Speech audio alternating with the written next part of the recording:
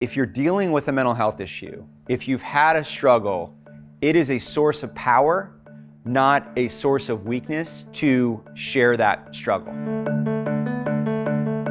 Hi, I'm Andy Dunn, co-founder of Bonobos and the author of a new book called Burn Rate. So Burn Rate's subtitle is Launching a Startup and Losing My Mind, and it's about a 22-year closeted journey I've had with mental illness and about the way that mental illness and entrepreneurship can intersect in ways that are productive and in ways that are very much unproductive. 1 in 5 entrepreneurs are dealing with some version of a mood disorder. And so we already have entrepreneurs with this issue. And yet I felt that I couldn't talk about it because who would want to follow me?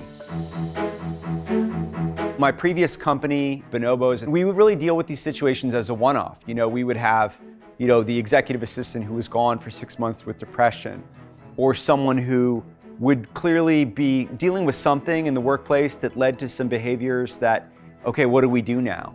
I wasn't out with my own issues, and we therefore as a company weren't really progressive in how to deal with it.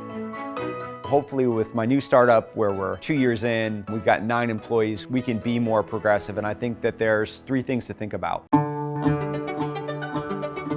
One is making an investment in the mental health tentpole of someone's insurance package. And I think in advance of that really being offered properly, doing stipends for the team, where it's like, hey, here's a set budget that you have annually to use for your mental health. The second is disclosure. And disclosure means role modeling, talking about whatever struggle you're having mental health wise. And by the way, you don't need to have a mental illness to do that. I think it's really around building community, which is create safe spaces where people can talk, in groups or one-on-one about the issues that they're facing.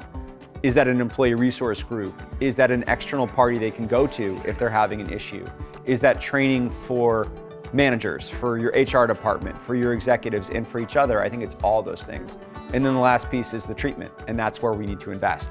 That's the mental health insurance, that's the stipend, that's the financial resources that we have to offer for people to be healthy.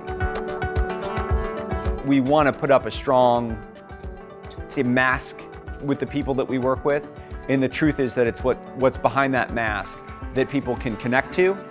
And that vulnerable disclosure is actually going to give you the opportunity to be a better leader, even though I know the narrative in your mind right now is that it will be perceived as weakness if you share it.